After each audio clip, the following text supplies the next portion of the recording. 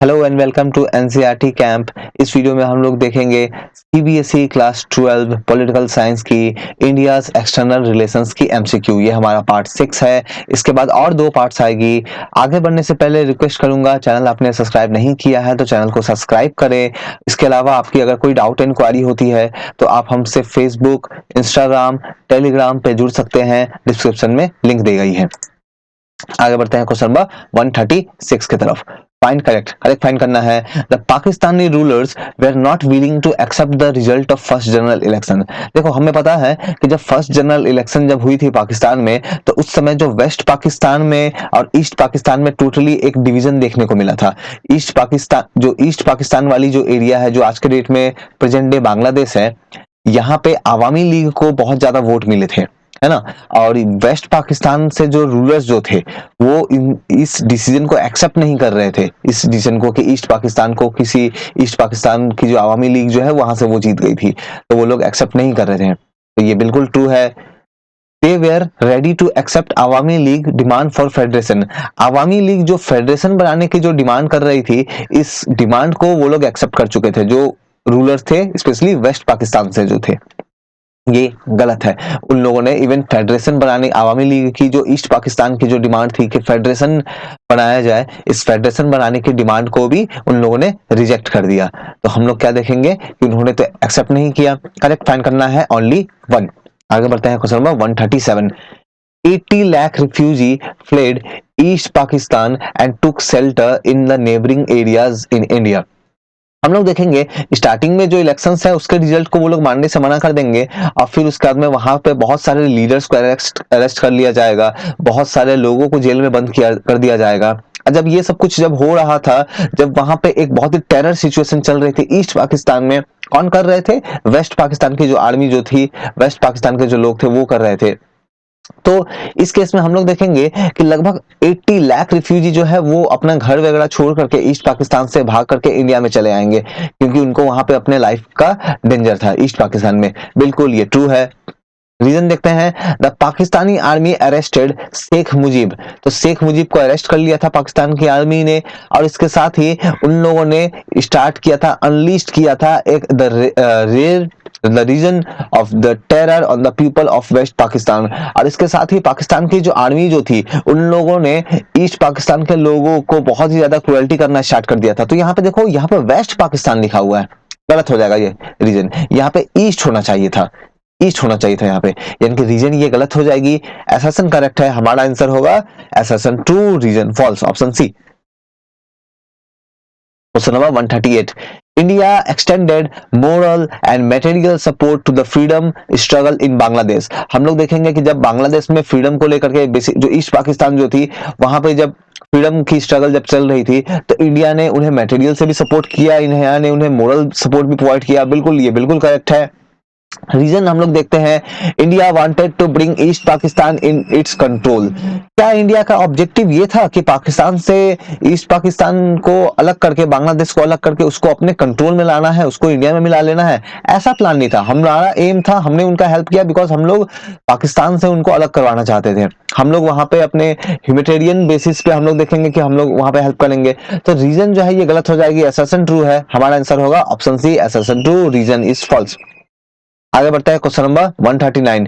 विच Asian country supported Pakistan during 1971 war. देखो, India and Pakistan के बीच में जब वॉर होगी 1971 वाली, तो इस समय में काफी सारे कंट्री जो है वो पाकिस्तान को भी सपोर्ट करेंगे, इंडिया को भी सपोर्ट मिलेगा यूएसएसआर से। तो यूएसएसआर ने तो इंडिया को सपोर्ट किया था, पाकिस्तान को किसने सपोर्ट किया था? तो पाकिस्तान को यूएसए ने सपोर्ट किया था, पाकिस्तान को चाइना ने भी सपोर्ट किया था। तो ऑप्शन 1 एंड 3 जो है ओके है। लेकिन देखो क्वेश्चन में आप ठीक से देखो, मैं पूछ रहा हूं एशियन कंट्री, कौन सी एशियन कंट्री ने सपोर्ट किया था? तो यूएसए तो एशियन कंट्री नहीं है। आंसर होगा option 3, China. Next assertion reason है, new realignment of military forces of Asia started in 1960s। हम लोग देखेंगे 1960 के बाद में जो एशिया में जो भी कंट्री थी, जो भी उनके मिलिट्री फोर्सेस थे, वो अपना एक तरह की न्यू रीअलाइनमेंट करने लगेगी। एक कंट्री किसी दूसरे कंट्री के साथ जाके फ्रेंडली होने लगेगी, या किसी दूसरे ग्रुप को ज्वाइन करने लगेगी। बिल्कुल ये ट्रू है। कारण क्या था इसका? Because the US China relations started to recover in late 1960s। हम लोग देखेंगे 1960s के एंड लेट टाइम में कि यूएसए, अमेरिका और चाइना के रिलेशन जो है वो काफी बेहतर होने स्टार्ट हो जाएंगे। बिल्कुल ये करेक्ट है। तो यहाँ पे जो आंसर जो होगा वो असर्शन ट्रू है, रीजन भी ट्रू है, अब बिल्कुल करेक्ट एक्सप्लेनेशन है, हमारा होगा option A. Question number 141, Dash was the advisor to US President Richard Nixon during 1971। देखो अमेरिका में जब 1971 की जब वॉर हो रही थी तो उस समय यूएस में प्रेसिडेंट कौन थे? तो रिचर्ड निक्सन थे। ठीक है, रिचर्ड निक्सन थे। तो ये जब वॉर हो रही थी तो उनके एडवाइजर कौन थे, है ना, उनको एडवाइस देने का काम कौन करते थे? तो ऑप्शंस देखते हैं हम लोग, Henry Kissinger, Charles Kissinger, Henry Charles या फिर नन ऑफ दिस। आंसर है ऑप्शन ए, हेनरी किसिंगर। तो देखो अमेरिका में तो रिचर्ड निक्सन थे। आप मुझे बता सकते हो कि 1971 के वॉर के दौरान में इंडिया की पीएम कौन थी? इंडिया में पीएम कौन थे उस टाइम में? आप मुझे कमेंट करके बताना। ठीक है, ऑप्शन बढ़ते हैं आगे। Question number 142, find incorrect. Incorrect find करना है। तो Henry Kissinger made a secret visit to China in via Pakistan in July 1970। देखो हेनरी किसिंगर जो थे वो तो अमेरिका के प्रेसिडेंट जो थे उनके एडवाइजर थे। तो उस टाइम में हम लोग देखेंगे कि ये अमेरिका, चाइना, पाकिस्तान इनके बीच में कुछ जो है एक तरह की खिचड़ी पक रही थी, है ना। तो यहाँ पे चाइना के रिलेशन अमेरिका के साथ उस समय तक थोड़े बेहतर हो गए थे, पाकिस्तान के साथ तो रिलेशन बेहतर था ही। तो हेनरी किसिंगर जो है ये विजिट करेंगे चाइना को और पाकिस्तान को जुलाई 1970 में। देखो 1970 की ये वॉर जो हुई थी 1971 में हुई थी, है ना। तो जुलाई में नहीं, ये हुआ था 71 में, ये 71 में ये विजिट हुआ था। ठीक है, तो आपको याद रखना है क्योंकि देखो इस टाइम में जो रीअलाइनमेंट जो चल रही थी, हमें पता है कि इस टाइम में देखो अमेरिका और चाइना जो है वो एक तरह से पाकिस्तान को सपोर्ट प्रोवाइड कर रहे थे। तो इसी कारण से हमने भी फिर क्या किया, तो इंडिया, सोवियत यूनियन, तो ये वाली गलत हो जाएगी ना option statement. India Soviet union ने क्या किया, treaty of peace and friendship जो है ये साइन किया, जिससे क्या एश्योरेंस मिला कि assured India of Soviet support if country faced any attack. अगर इंडिया के ऊपर अटैक होता है तो सोवियत जो है वो हमारी हेल्प के लिए आगे आएगा। ये था इस ट्रीटी में, है ना, treaty of peace and friendship ने हम लोगों ने जो साइन किया। बिकॉज देखो हम लोग नॉन अलाइनमेंट फॉलो कर रहे थे, लेकिन जब हमने देखा कि हमारे कंट्री के ऊपर खतरा आ रहा है, बिकॉज ये लोग ने तो, चाइना वालों ने, पाकिस्तान वालों ने, अमेरिका ने तो अपना ग्रुप बना लिया, तो हमें भी कुछ ना कुछ स्टेप्स लेने थे, तो हमने भी अपना स्टेप लिया। ठीक है, तो इस कारण को लेकर बहुत बार देखते हैं कि बहुत सारे लोग क्रिटिसाइज करते हैं कि इंडिया ने तो नैम की पॉलिसी सही तरीके से फॉलो नहीं की, यूएसएसआर के साथ ट्रीटी साइन कर लिया। ठीक है, तो ये वाली स्टेटमेंट जो है ये तो करेक्ट है। इनकरेक्ट कौन सा है? Only one, option A. आगे बढ़ते हैं 143, when India Soviet union signed treaty of peace and friendship. तो हमें पता है कि treaty of peace and friendship जो है ये साइन की गई थी। तो ये जब साइन किया गया था तो ऑफ कोर्स 1971 का वॉर चल रहा था, मतलब बेसिकली जब 1970 के वॉर की प्रॉब्लम जब थी उस समय हम लोगों ने ये साइन किया था। तो ये देखो ये ऑप्शन में 70 वाला तो होगा नहीं, ऑप्शन ए नहीं होगा, ऑप्शन डी नहीं होगा, है ना। बच गया यहाँ पे बी एंड सी, तो बी एंड सी में से कोई एक ऑप्शन होगी। देखो 1971 की वॉर जो थी ये हुई थी दिसंबर के टाइम में, है ना। तो हम लोगों ने तो डेफिनेटली ट्रीटी इससे पहले साइन किया होगा, तो दिसंबर वाला ऑप्शन नहीं होगा, ऑप्शन है ऑप्शन बी, अगस्त 1971। आगे बढ़ते हैं question number 144, India Soviet Union sign treaty of peace and friendship for how many years. तो हम लोगों ने जब ये ट्रीटी साइन किया तो ट्रीटी का एक टाइम पीरियड था, अब वो टाइम पीरियड क्या था, वो 10 ईयर था, 50 ईयर था, 20 ईयर था, 25 ईयर था। करेक्ट आंसर है 20 ईयर था। हम लोगों ने 20 ईयर के लिए, इंडिया एंड सोवियत यूनियन ने 20 ईयर के लिए हम लोगों ने साइन किया treaty of peace and friendship. और इसके बाद से हम लोग देखेंगे हमारे एंड सोवियत यूनियन के जो रिलेशंस जो है वो लगातार बेहतर होते जाएंगे। ठीक है, question 145, full scale war between India and Pakistan broke out in. देखो इंडिया एंड पाकिस्तान के बीच में अगर वॉर की अगर हम लोग बात करें तो देखो 1947 में एक जो हुई थी, है ना, एक कॉन्फ्लिक्ट हुआ था। फिर उसके बाद में आप देखो 65 में भी हुआ था, है ना। फिर उसके बाद में आप देखो 71 में हुआ था। फिर उसके बाद में देखो आप 1919 में हुआ, 99 में हुआ था। तो ये हमारे कॉन्फ्लिक्ट्स जो है ये हमारे हुए थे। देखो बात की जा रही है फुल स्केल वॉर। देखो एक तो होता है कन्फ्लिक्ट कि मतलब कुछ यहाँ पे सोल्जर्स कुछ यहाँ पे सोल्जर्स आ गए, उनके बीच में कन्फ्लिक्ट हुआ, और एक होता है full scale war. Full scale war में क्या होगा, आर्मी भी आ गई, नेवी भी आ गए, एयरफोर्स वाले भी आ गए, और बहुत ही लार्ज स्केल में वहां पे जो है वेपन्स वगैरह यूज किए जा रहे हैं, तो वो फुल स्केल वॉर था। तो हमारे यहाँ पे देखो जो कारगिल वाला इंसिडेंट था वो फुल स्केल वॉर नहीं था। यहाँ पे ऑप्शन देखो, मई 1999 में इस समय कारगिल का इंसिडेंट तो चल रहा था, लेकिन कारगिल वाली इंसिडेंट जो है ना जो थी वो फुल स्केल वॉर नहीं थी, तो ये तो नहीं होगा। 70 में तो हमारी कुछ इशू ही नहीं हुई थी, 70 में तो कोई वॉर नहीं हुआ था, है ना। 71 में एक वॉर हुआ था, तो ऑप्शन बच गए बी एंड सी। तो अभी हमें थोड़ी देर पहले मैंने बताया कि हमारी जो है ये जो इंसिडेंट जो हुई थी 71 वाली, वो दिसंबर में हुई थी 71 में, तो ऑप्शन होगा ऑप्शन बी, दिसंबर 1971। आगे बढ़ते हैं क्वेश्चन 146, फाइंड करेक्ट।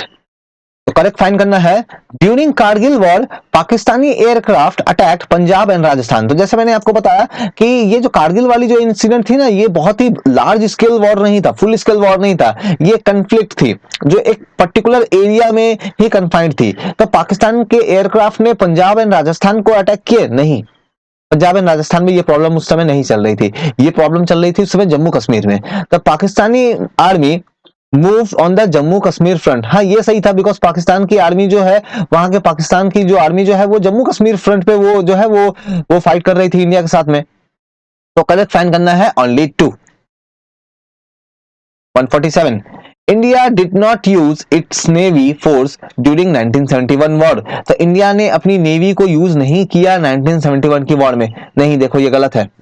हम लोगों ने डेफिनेटली अपने नेवीज वगैरह, एयरफोर्स, हम लोगों ने अपनी आर्मी सब कुछ यूज किया था, ये एक फुल स्केल वॉर थी, तो इंडिया ने नहीं यूज किया, ये गलत है। India army was limited to eastern front during the war. देखो हमारा कंट्री, अगर आप देखो, ये मान लो हमारा कंट्री है, इस साइड में ऐसे पाकिस्तान है, इस साइड में ऐसे करके बांग्लादेश है ना। तो जब तो उस अभी तो ये पाकिस्तान है और ये बांग्लादेश है, उस टाइम में तो बांग्लादेश वाला भी पाकिस्तान का ही पार्ट था, ईस्ट पाकिस्तान था वो। तो जब वॉर हो रही थी तो क्या हमें सिर्फ बांग्लादेश वाली बॉर्डर पे वॉर करना पड़ रहा था पाकिस्तान वालों के साथ, कि ये वेस्टर्न बॉर्डर में भी?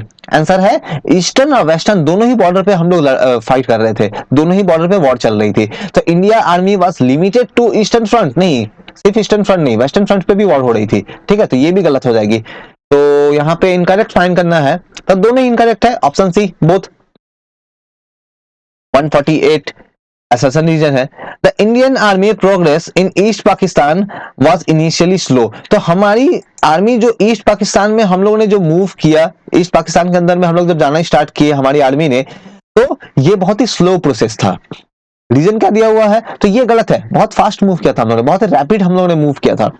Local population were causing problem for India. तो हमारे फास्ट होने का रीजन क्या था, बिकॉज वहां पे देखो जो लोकल पॉपुलेशन थी बांग्लादेश की, उन लोगों ने हमारे आर्मी को काफी सपोर्ट किया।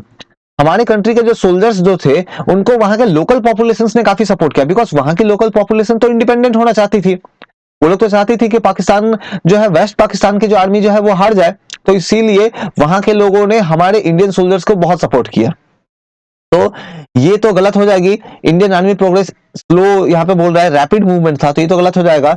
और लोकल पॉपुलेशन जो प्रॉब्लम कॉज कर रहे थे, नहीं वो लोग सपोर्ट कर रहे थे, ये भी गलत हो जाएगी, दोनों ही गलत है। तो आंसर होगा हमारा both A assertion and reason जो है दोनों ही फॉल्स है, ऑप्शन ई।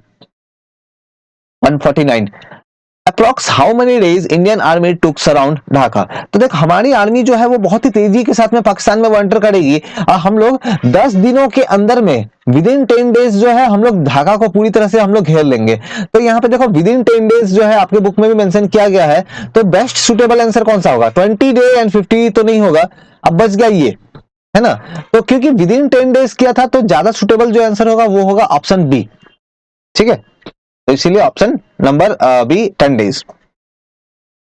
Now 150, India declared bilateral cease fire. तो हम लोग देखेंगे कि पाकिस्तान के साथ जब हमारी वॉर हो रही थी 1971 वाली, तो हम लोग क्या करेंगे, हम लोग बाइलेटरल सीज फायर डिक्लेयर कर देंगे। नहीं, बाइलेटरल नहीं, यूनिलेटरल सीज फायर।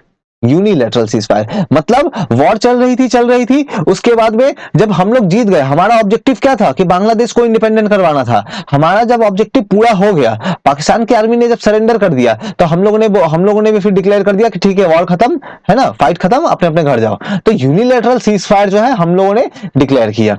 ठीक है, तो ये वाली असर्शन तो गलत हो जाएगी। रीजन क्या दिया हुआ है कि Pakistani army of about 90,000 had to surrender. तो पाकिस्तानी आर्मी के लगभग 90,000 90,000 जो सोल्जर थे उन्होंने सरेंडर किया था, ठीक है, इंडिया के सामने। बिल्कुल ये रीजन वाली स्टेटमेंट जो है ये करेक्ट है। हमारा आंसर होगा option D, assertion is false, reason is true. आगे बढ़ते हैं, which leader signed Shimla agreement. तो देखो पाकिस्तानी आर्मी जब हार गई थी 1971 की वॉर में, तब उसके बाद में जाकर के शिमला एग्रीमेंट हुआ था। तो 1971 की वॉर से जुड़ा हुआ है शिमला एग्रीमेंट, ठीक है। तो उस समय जो है शिमला एग्रीमेंट हुआ था। हमारे कंट्री के पीएम उस समय थे इंदिरा गांधी, ठीक है, तो इंदिरा गांधी थे। यानी देखो ये नेहरू वाला ऑप्शन तो कट जाएगा, लाल बहादुर शास्त्री वाला ऑप्शन कट जाएगा, बच गया A and C. Now Pakistan की तरफ से कौन थे? तो पाकिस्तान की तरफ से उनके लीडर थे जुल्फिकार अली भुट्टो, ठीक है। तो ये जो है इन लोगों ने जो है बेसिकली शिमला एग्रीमेंट किया था, और इसमें हम लोगों ने बेसिकली वो 90,000 सोल्जर्स जो थे उनको हम लोगों ने क्या किया था, हमने उनको रिटर्न कर दिया था पाकिस्तान को।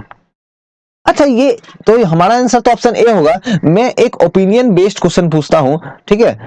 हम लोगों ने क्या किया था, देखो हमारे सामने 90,000 सोल्जर्स थे पाकिस्तान के, तो 90,000 सोल्जर्स को हम लोगों ने पकड़ के रखा हुआ था। आपको क्या लगता है कि हमारे जो लीडर्स जो है इनको क्या नेगोशिएट करना चाहिए था कि ये 90,000 सोल्जर्स हम लोग तभी देंगे जब पाकिस्तान को हम लोग बोलते कि आप लोग क्या करो, आप लोग पीओके जो है उसको खाली करो। उन्होंने जो कश्मीर का एरिया को ऑक्यूपाई करके रखा हुआ है, तो हमें क्या एक तरह की नेगोशिएशन करनी चाहिए थी। हम लोगों ने सिंपली दे दिया, है ना, उसके अगेंस्ट में हम लोगों ने कुछ डिमांड ऐसा कुछ नहीं किया। तो क्या हमें ऐसा डिमांड करना चाहिए था कि हमारी जो पीओके वाली जो एरिया जो है उसको खाली करो, तब जाके ये 90,000 जो सोल्जर्स जो है इसको देंगे, अदरवाइज नहीं देंगे। तो क्या ऐसा करना चाहिए था? ये आपकी ओपिनियन बेस्ड है, आप मुझे बताना एक बार क्या लगता है आपको। नाउ आगे बढ़ते हैं क्वेश्चन नंबर 152 की तरफ में। When Shimla agreement was signed, Shimla agreement जो है ये कब साइन किया गया था? तो आप देखो मैंने बताया शिमला एग्रीमेंट जो है वो 1971 की वॉर को लेकर के हुआ था, है ना।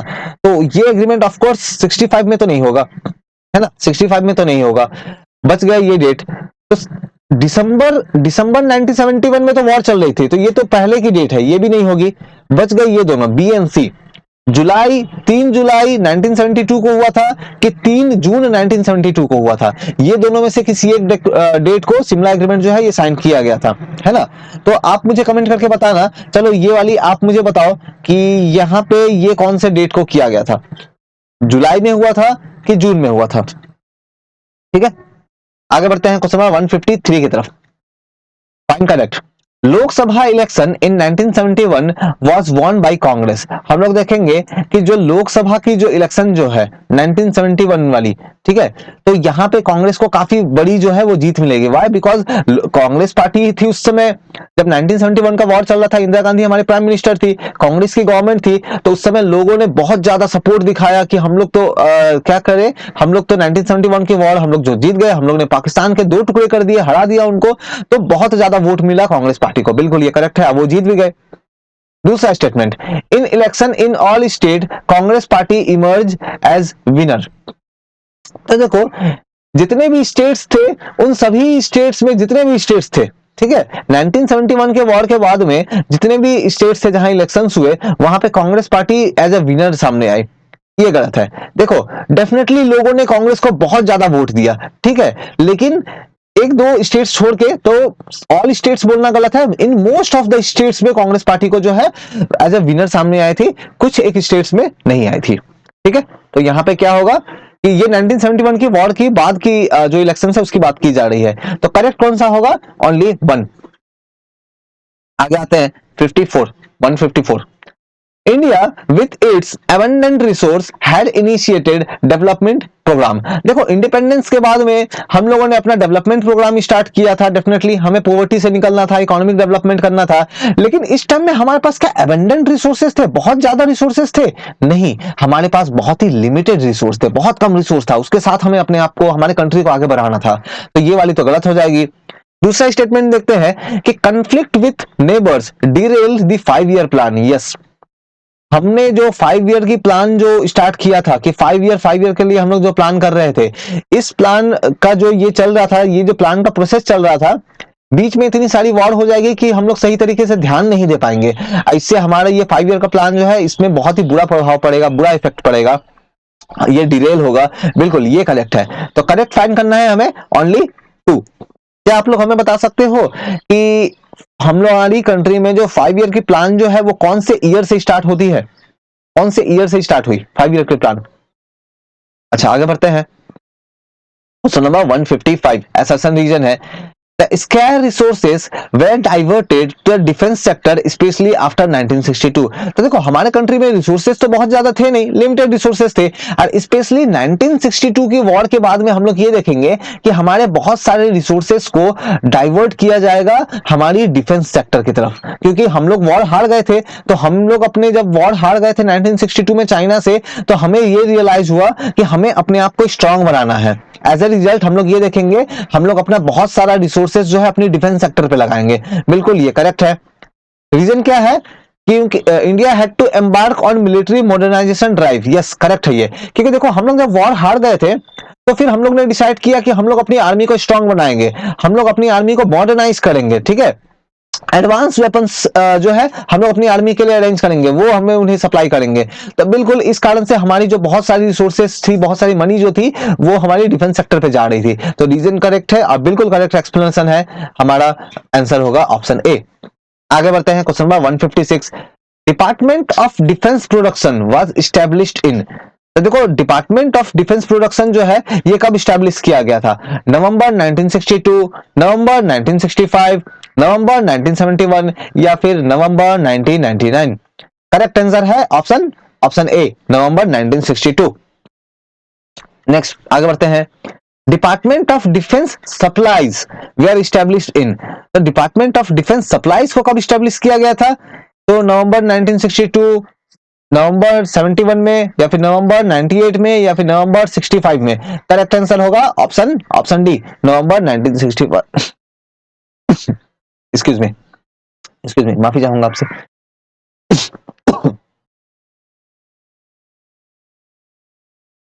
स्टार्ट करते हैं। तो देखो ये जो डिपार्टमेंट ऑफ डिफेंस सप्लाईज है, देखो ये सब हम लोग क्यों कर रहे थे? बिकॉज हम लोग अपनी आर्मी को ज्यादा से ज्यादा मॉडर्न बनाना चाह रहे थे। यहां होगा option D 158।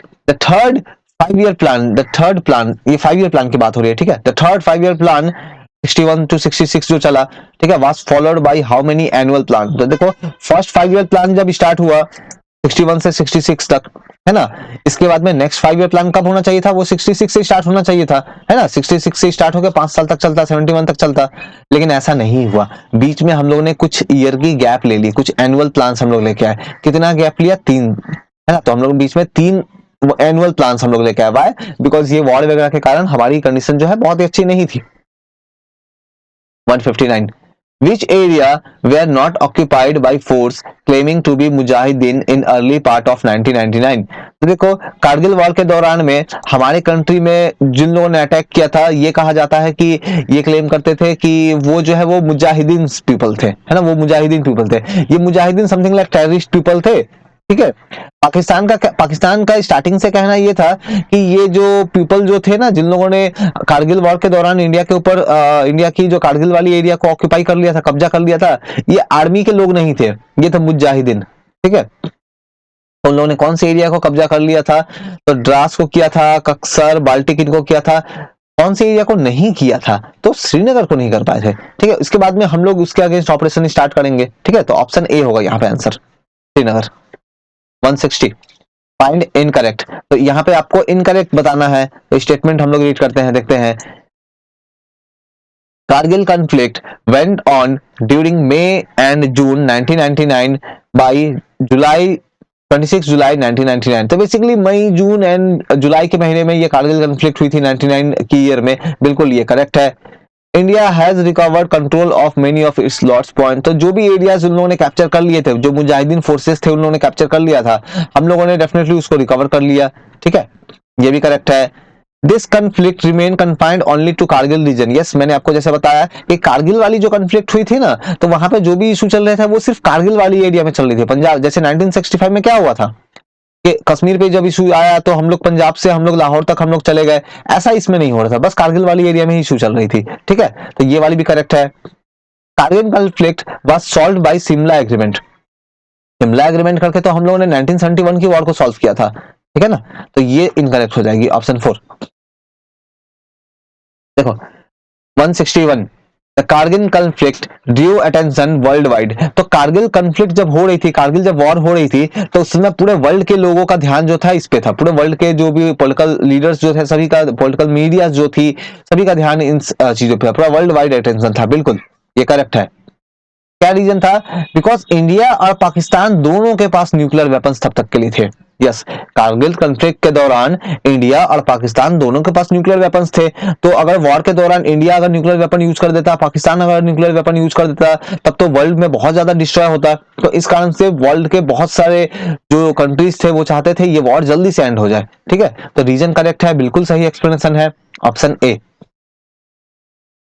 162, in Pakistan Kargil conflict has been the source of major controversy. Pakistan में कारगिल वाली जो कॉन्फ्लिक्ट थी, इस चीज को लेकर के बहुत ही ज्यादा कंट्रोवर्सी है, विवाद है। ठीक है, करेक्ट है ये। क्या कारण है इसका? देखो, ये कहा जाता है कि जब कारगिल की कॉन्फ्लिक्ट हो रही थी ना, देखो उस समय हुआ क्या था, कारगिल के कॉन्फ्लिक्ट के दौरान में हमारे जो प्राइम मिनिस्टर जो थे उस समय अटल बिहारी वाजपेयी थे, तो वो गए थे उस टाइम पाकिस्तान। अब पाकिस्तान में उस समय पीएम कौन थे? नवाज शरीफ थे उस समय, है ना, नवाज शरीफ जो है उस समय पीएम थे। तो हमारे जो प्राइम मिनिस्टर अटल बिहारी वाजपेयी और नवाज शरीफ, ये लोग मीटिंग कर रहे थे, है ना, ये लोग बात कर रहे थे कि किस तरह से इंडिया और पाकिस्तान के रिलेशंस को अच्छा करे। तो हम लोग तो देखो काफी अच्छा स्टेप लेके आगे गए थे, लेकिन हम लोग बोलते हैं ना कि वो चीटिंग किया। तो बेसिकली यहाँ पे चीटिंग क्या होगी कि जब हम लोग, हमारे दोनों कंट्री के पीएम जो है आपस में जब इस तरह के रिलेशंस को अच्छा करने का ट्राई कर रहे थे, उस समय पाकिस्तान की जो आर्मी जो है वो हमारे कंट्री के ऊपर अटैक कर देगी।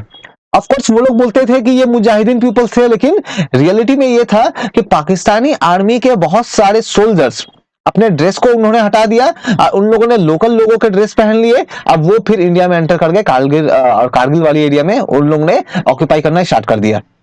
तो देखो, एक तरफ हम लोग बैठ के बातें कर रहे हैं कि रिलेशन कैसे अच्छा करे, अब उसके पीछे जो पाकिस्तान की जो आर्मी जो थी वो कुछ और ही कर रही है।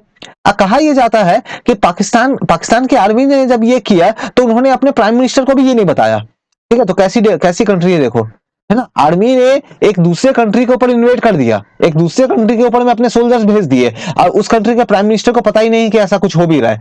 तो ये एक बहुत ही बड़ा कंट्रोवर्सी है इसी कारण से। तब बिल्कुल ये ऑप्शन ए होगा, बिल्कुल सही एक्सप्लेनेशन है ये।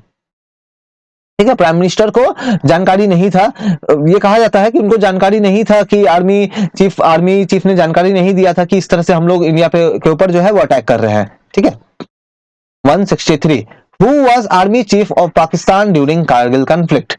तो ये जब वॉर जब हो रही थी तो उस समय पाकिस्तान के आर्मी के जो चीफ थे, जो हेड थे, वो कौन थे?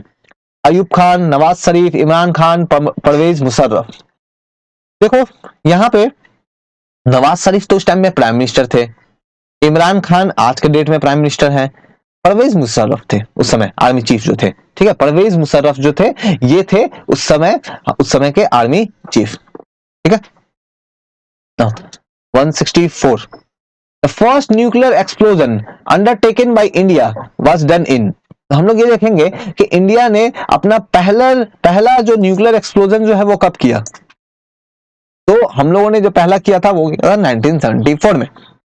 तो ऑप्शन ए नहीं होगा, ऑप्शन सी नहीं होगा, तो मई और अगस्त 1974 बच गया। इन दोनों में से कौन सा? ऑप्शन बी, मई 1974 में। ठीक है। आप अगेन फिर से एक और क्वेश्चन, आप मुझे बता सकते हो कि इस समय जो हम लोगों ने एक्सप्लोजन किया था उसका कोड नेम क्या था? ठीक है, बहुत ही अच्छा सा कोड नेम है। ठीक है, अच्छा मैं बताऊं किसी रिलीजन से जुड़ा हुआ है। ठीक है, बहुत ही अच्छा सा कोड नेम है, आप मुझे बताना। 164।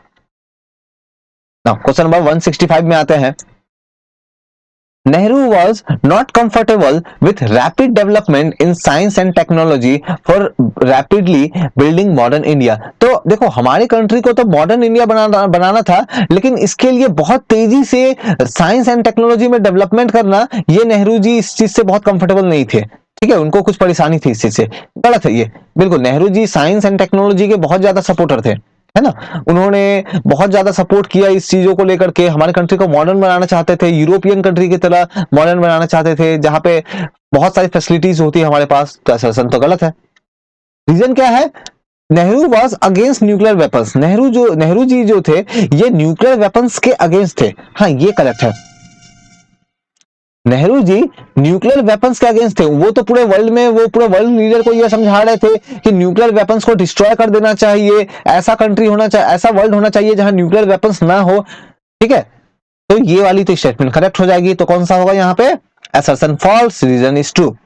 देखो नेहरू जी के बारे में एक बात यह है कि नेहरू जी न्यूक्लियर वेपन के अगेंस्ट थे, न्यूक्लियर टेक्नोलॉजी के अगेंस्ट। उनका कहना यह था कि न्यूक्लियर टेक्नोलॉजी जो है इसको हमें डेवलप करना चाहिए और हमें ह्यूमैनिटी के बेनिफिट के लिए इसको यूज करना चाहिए, ना कि वेपन्स बनाने के लिए। देखो न्यूक्लियर टेक्नोलॉजी का यूज करके इलेक्ट्रिसिटी भी तो बनती है ना। तो नेहरू जी का कहना था कि न्यूक्लियर टेक्नोलॉजी यूज करके हम लोग को इलेक्ट्रिसिटी वगैरह बनाना चाहिए, कुछ अच्छे यूज करने चाहिए, वेपन्स नहीं बनाने चाहिए, है ना, वॉर वगैरह करने के लिए। तो यहाँ पे हमारा आंसर हो गया ऑप्शन डी। यहाँ हमारा पार्ट 6 खत्म होता है। एंड में मैं आपसे रिक्वेस्ट करूंगा, आप चैनल बिल्कुल आप सब्सक्राइब करें, आप इसे बिल्कुल शेयर करें, और इसकी पार्ट 7 और पार्ट 8 जो है लगभग जो है ये दोनों ही पार्ट जो है ये आएगी, तो इसके बाद में ये चैप्टर जो है ये कंप्लीट हो जाएगी। Thank you.